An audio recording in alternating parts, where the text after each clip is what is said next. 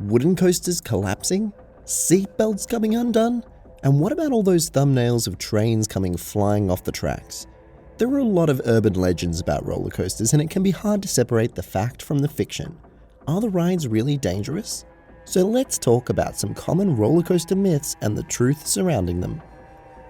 Myth number 1, the shoulder restraint versus the lap bar.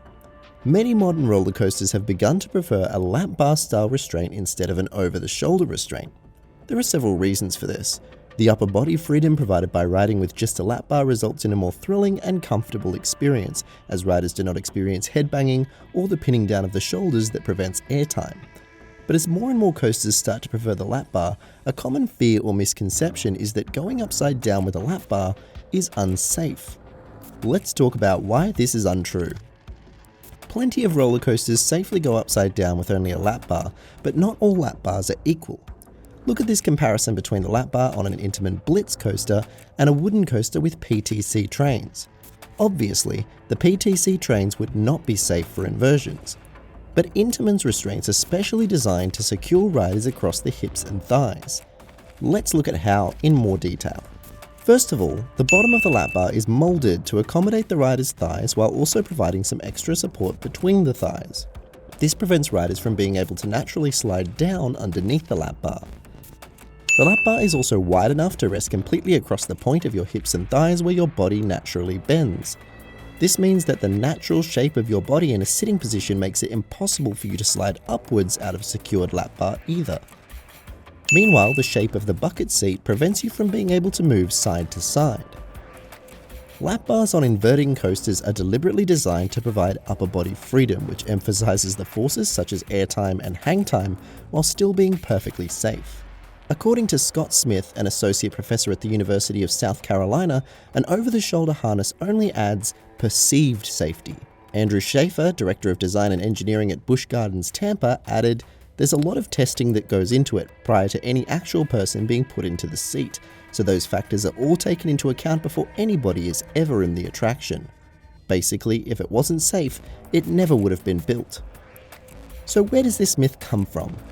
Well, a few decades ago, when restraint designs were still less complex, over-the-shoulder restraints were considered the expectation on rides with inversions, as the additional support over the shoulders was the simplest way for coaster designers to make it safe for riders to experience inversions. As a result, the general public has become accustomed to seeing over-the-shoulder restraints on looping coasters, and the new developments can be startling or a little intimidating. But don't worry, you're still perfectly safe. Myth number 2. Wooden coaster instability.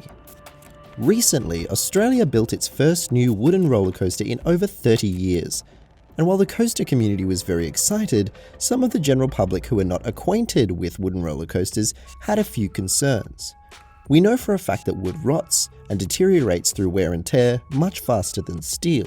We also know that it's not as strong as steel. So how could it be strong enough for a roller coaster? Won't it collapse? Well, while wooden roller coasters are not as capable of intense forces as steel, they're still perfectly safe. Get it? You only need to look at a few examples of the oldest operating roller coasters in the world to see that wood is perfectly safe. Leap the Dips at Lakemont Park was constructed in 1902 and still operates, and Scenic Railway at Luna Park, Melbourne has been operating continuously without interruption since 1912.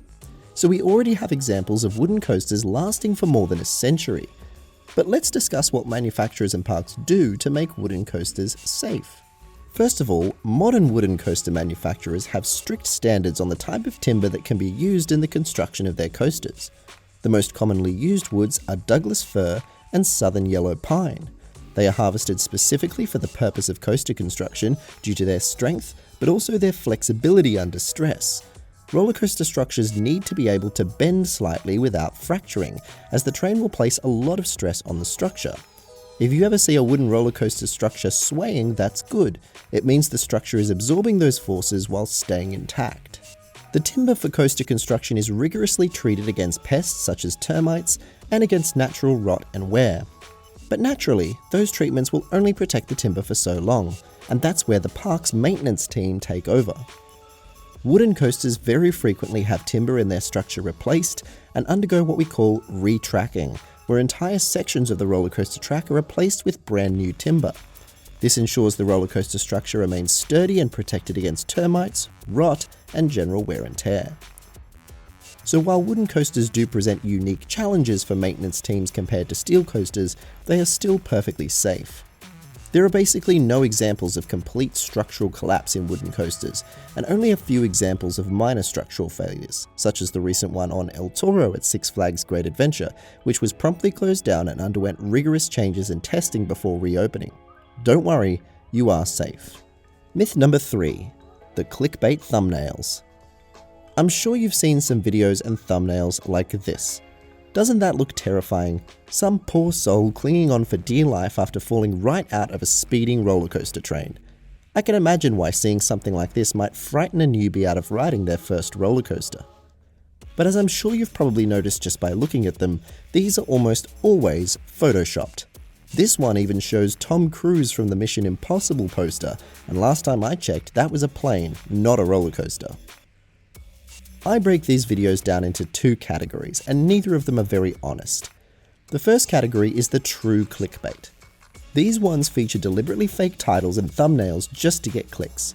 No one has ever fallen off a B&M with a broken harness like this. And no, there is no roller coaster with a gap in the top of the loop. These ones are totally fake. End of story, you have nothing to worry about, these are a myth. But lately, I've been seeing a lot of YouTube shorts that start with this tagline. You should never ride a roller coaster, and this is why. You should never ride a roller coaster, and this is why. You should never ride a roller coaster, and this is why. You should never ride a roller coaster, and this is why. These videos still use clickbait. That's a catchy opening line, right? It makes you want to listen. But unfortunately, what these people do is a little bit more sinister. They talk about real roller coaster accidents, and they don't provide any context or information about what happened to cause the accident, which usually has nothing to do with the roller coaster's safety and more to do with either rider behavior or negligent acts by operators or maintenance teams. These types of videos get their clicks by provoking fear and outrage over tragic real-life incidents and making it sound like all roller coasters are unsafe, and that's pretty sad. So should you never ride a roller coaster? Of course not. Roller coasters are safer than planes, trains, or automobiles. Your chances of being involved in a roller coaster accident are less than your chances of winning the lottery or being struck by lightning at the park. If you're interested in roller coaster incidents and want to learn about them in a genuine way that discusses what went wrong and what has been done to prevent them from happening again, I recommend this channel, Coaster College. They do their research very thoroughly and present the incidents sensitively and honestly, with an emphasis on breaking down the causes of the accident, as well as changes that were made in the aftermath to improve safety. The idea that all roller coasters are dangerous simply because incidents have happened in the past is another myth. Myth number 4. Seatbelts coming undone. Perhaps you've seen this video from Oblivion at Alton Towers. Looks pretty scary, right? That girl's seatbelt just came undone mid-ride, that can't be safe. But wait a second, did you notice that her over-the-shoulder harness didn't move at all? So what's really happening here? Well, seatbelts on this type of roller coaster are not really the same as the seatbelt in your car. They do have a few purposes, but ultimately what matters most is the harness, not the seatbelt. In fact, many roller coasters don't have seatbelts at all. Roller coaster harnesses lock using twin ratchets or hydraulic cylinders that require power to unlock and are designed to be fail-safe. Once the harness is locked, it's essentially impossible for it to be lifted until the ride ends. So what's the point of the seatbelt?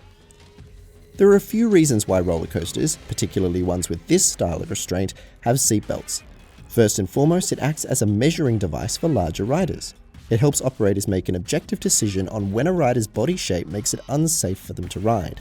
If the harness cannot be lowered enough for the seatbelt to be fastened, then the rider cannot ride. Another purpose is peace of mind. Seeing a seatbelt clicked in is a universally comforting sight which confirms in a rider's mind that they have been secured and are safe, even though the seatbelt itself is not really doing the work. The seatbelt also does provide a physical barrier between the rider's legs, which prevents the rider from being able to slide too far outwards in the gap between the seat and the bottom of the harness. But at the end of the day, what's keeping you in the ride is the harness itself, and if the seatbelt came undone or was not fastened, you would still be safe. While on some older rides, seatbelts do provide a form of redundancy or even act as the main restraint on smaller roller coasters, they are never entrusted with a rider's safety on a large modern roller coaster, and in many cases they serve no real purpose in safety terms at all. That is why many modern roller coasters, such as Big Dipper at Luna Park, Sydney, feature no seatbelt at all, because the harness itself is redundant and safe enough to be fail-proof on its own. Modern roller coaster restraints feature two locking mechanisms so that in the incredibly unlikely event that one fails, the other can keep you safely in your seat for the rest of the ride. You probably wouldn't even notice anything happened. So the whole catastrophic seatbelt undoing story? It's a myth. Myth number 5. Roller coasters getting stuck upside down. I used to be a ride operator, and this was one of the ones I heard the most, either by kids retelling old wives' tales or nervous riders asking if it's a possibility. What if the roller coaster gets stuck at the top of the loop? Will I be stuck upside down waiting to be rescued? Well, you'll be pleased to know that on a roller coaster, getting stuck upside down is essentially impossible. In fact, it would defy the laws of physics. A common misconception is that roller coaster trains are somehow powered, when in fact they're just rolling along the track using the force of gravity and their own momentum. They gain this momentum either through the potential energy accumulated when they climb the lift hill, or through some sort of external launching mechanism, like this one. When roller coasters stop mid-ride, the most common cause is a sensor or ride fault, which causes the brakes on the ride to switch to a closed position for the rider's safety. This is to prevent the ride from continuing when something is wrong that could pose a threat to riders, such as a slow-moving train ahead or some sort of fault with the ride's operating system. When this happens, the only place that it is possible for a train to stop is on the brakes. If a sensor is tripped while the train is in between the brakes, the ride is actually incapable of stopping until it reaches the brakes, since there is no onboard power on the train. But the more relevant type of stoppage is something called a valley. This is when a roller coaster train loses momentum for some reason and fails to make it through a part of the layout. When this happens, the laws of gravity dictate that it will slowly rock back and forth to a stop at the lowest point of the track that it can reach. Take a look at these different types of inversions.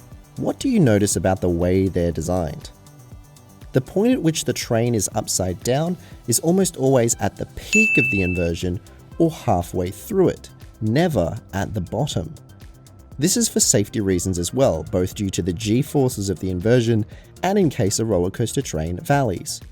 If the train lost momentum on Green Lantern's dive loop, for example, it would eventually stop here, with riders perfectly upright. Or on Big Dipper's Sidewinder, it would valley here. So even if the roller coaster loses its momentum while you're upside down, you won't be stuck there. Gravity will take care of it and you'll roll into an upright position. On a roller coaster, it's essentially impossible to get stuck upside down. I hope that breaking these myths down helps put your mind at ease about the safety of roller coasters. It's important to remember that they are designed by experts to be safe for riders, and millions of people ride them every day with no incident. While accidents do sometimes happen, when compared with other pastimes, vehicles, and activities, roller coasters actually have an impeccable track record for safety. There aren't many ways that you can get your thrills in a safer environment than on board a roller coaster. I hope you enjoyed the video. Please consider liking and subscribing, and I'll see you next time.